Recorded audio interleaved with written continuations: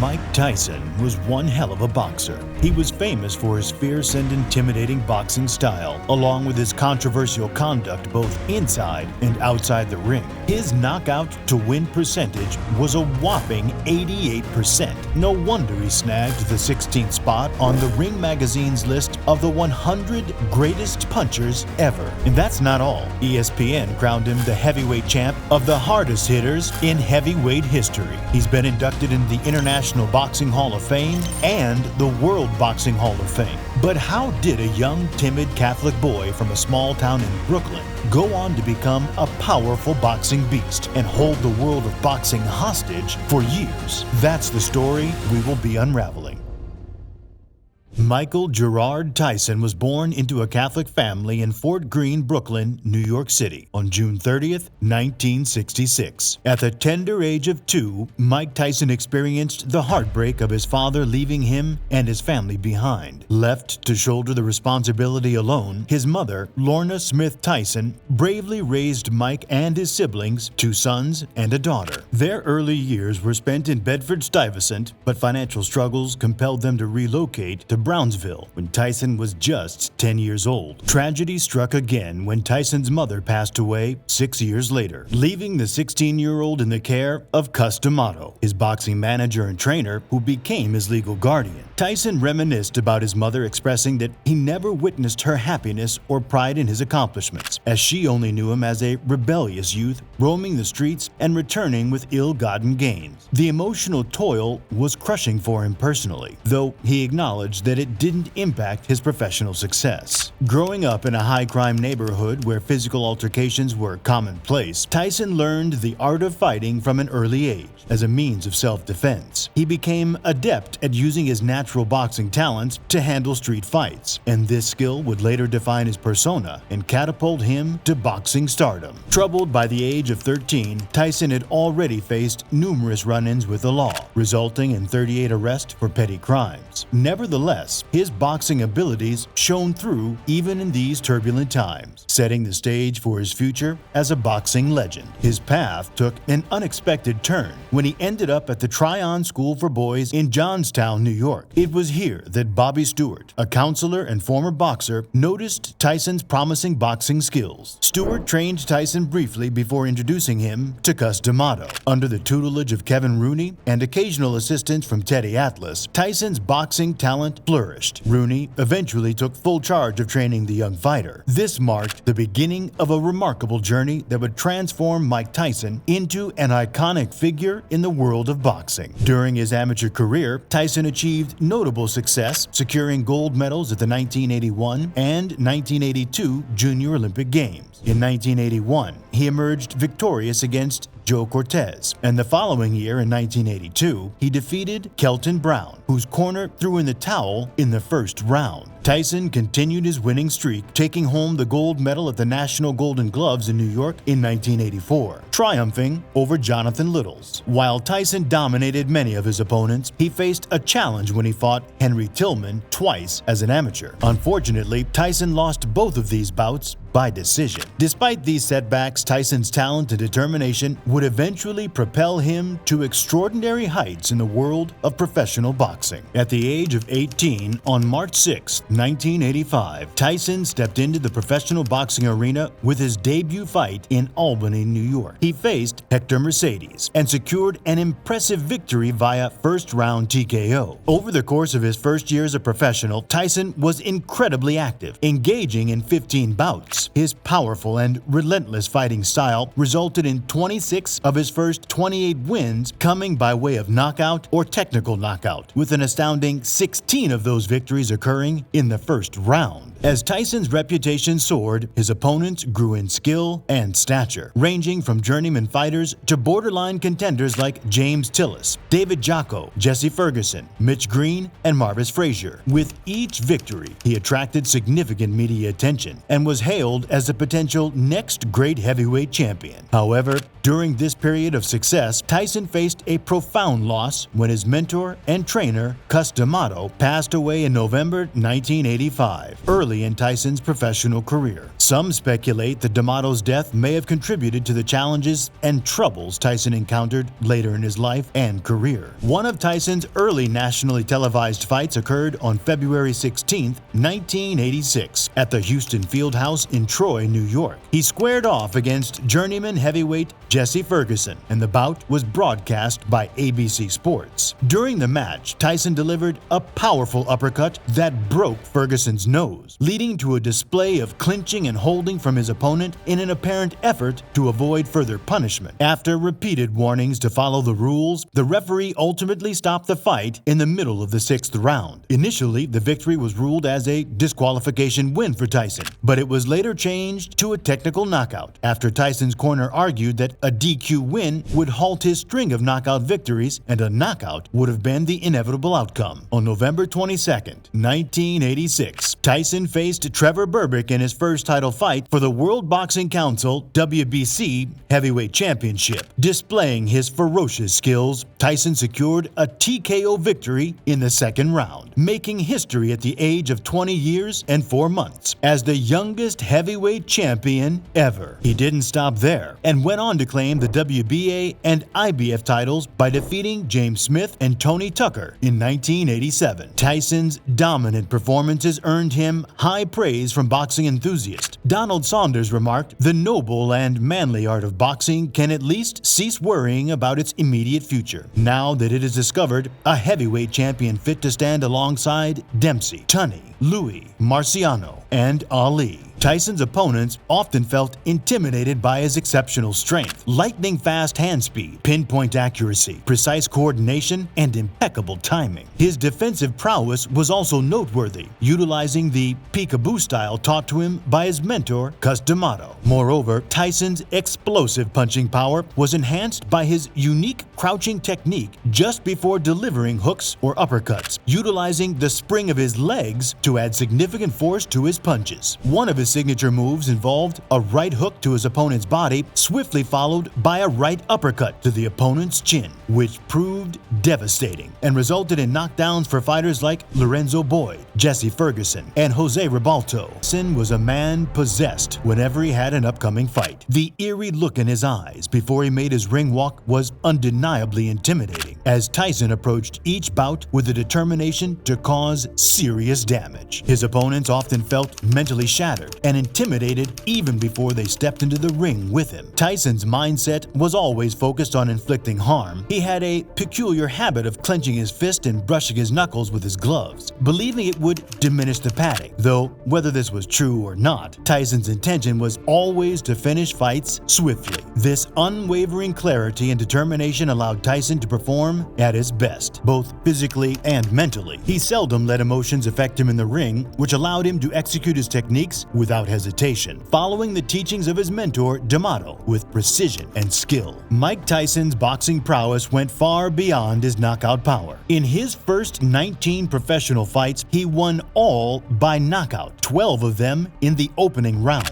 While renowned for his relentless offense, his defense, particularly his head movement, was equally impressive. Tyson's head movement became legendary, enabling him to fight in a low stance and deftly slip his opponent's punches with a side-to-side motion. His ability to evade punches made him exceptionally difficult to hit, giving him an advantage to close in and land devastating hooks without exposing himself to counterattacks. Some even consider his head movement the best in boxing history, a distinction that holds up even by today's standards. Much of Tyson's training focused on perfecting his head movement, specifically in the art of bobbing and weaving. He incorporated this technique into his defense and seamlessly integrated it with his offensive strategies, advancing with combinations. Tyson's distinctive peekaboo style has become a rare sight in modern boxing. This aggressive defensive approach allows fighters to take the offensive while maintaining solid protection against counter punches. Developed by trainer D'Amato over the years, it was a key key element in Tyson's unique fighting arsenal. In this style, Tyson would position his guard high with his gloves slightly covering his cheekbones, providing full protection to his chin without compromising his line of sight. Combining this with dynamic head movement, bobbing, weaving, and lateral footwork, Tyson was able to charge forward from various angles, putting relentless pressure on his opponents. Generating power through momentum, Tyson unleashed devastating hooks and uppercuts. Speaking of that, we need you to uppercut the like button for us and subscribe to the channel. We're making weekly documentaries on all of the legends in our culture. But as his success and fame increased, so did his troubles. During this period, Tyson's personal problems outside the boxing ring started to surface. His marriage to Robin Givens was headed for divorce, and a dispute arose over his future contract involving managers Don King and Bill Caton. In late 1988, Tyson parted ways with manager Bill Caton and fired his longtime trainer, Kevin Rooney,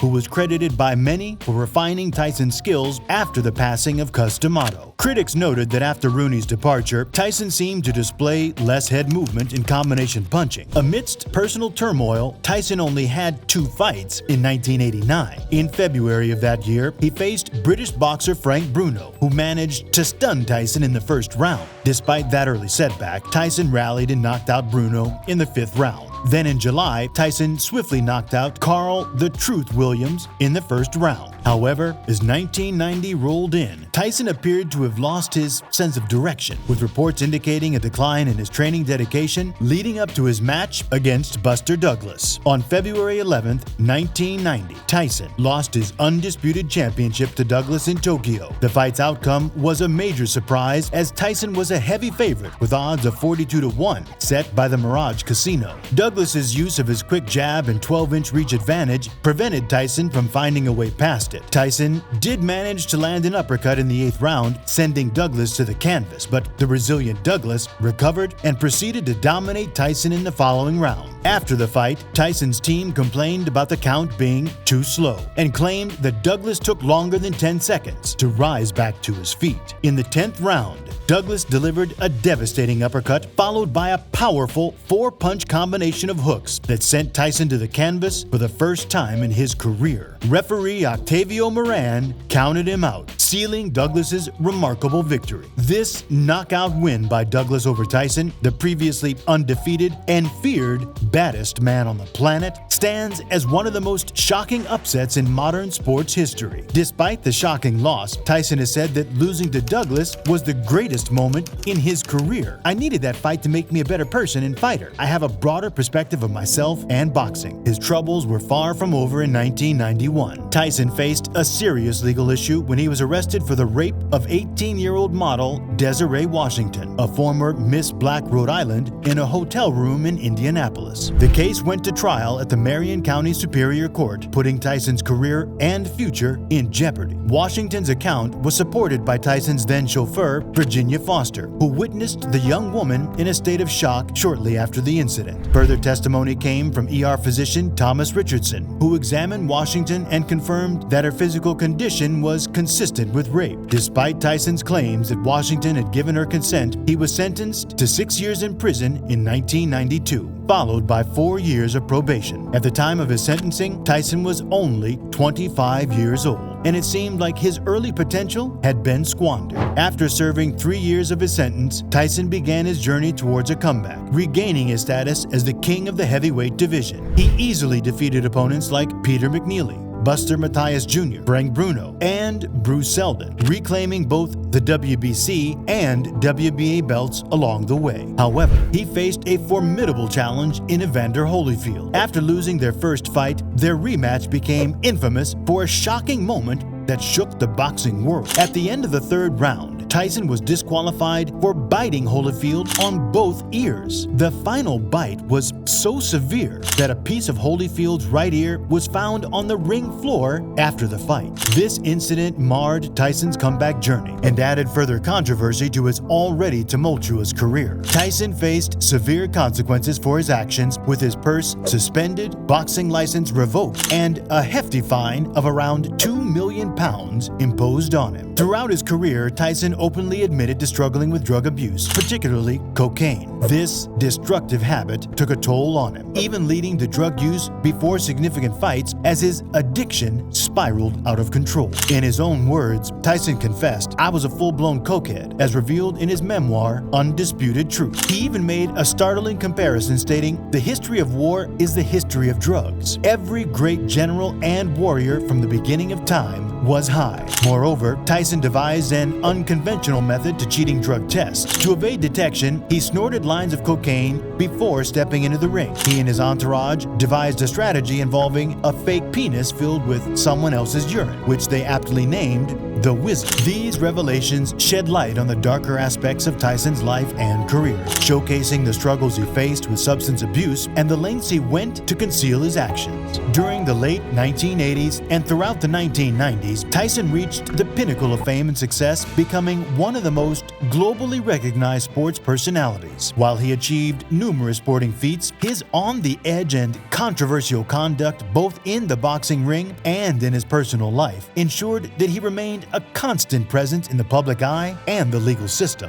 This notoriety led to Tyson being featured in a plethora of popular media, spanning movies, television shows, books, and music. Additionally, he became a prominent figure in video games and was often portrayed in parody or satire. Tyson even ventured into the world of professional wrestling and made numerous cameo appearances in various films and television productions. His larger-than-life persona and colorful lifestyle contributed to his enduring presence in popular culture across various entertainment platforms. Tyson received significant recognition and accolades during his boxing career. The Ring magazine named him Fighter of the Year in both 1986 and 1988. In a 1998 ranking of the greatest heavyweights of all time by the Ring magazine, Tyson was placed at number 14 on that list. Despite criticisms about the level of competition he faced during his championship reign, Tyson's unmatched knockout power and intimidating presence made him the sport's most captivating box office draw. The New York Times' Douglas Cuenca acknowledged Tyson's impact, noting that the 1990s began with him as the widely considered last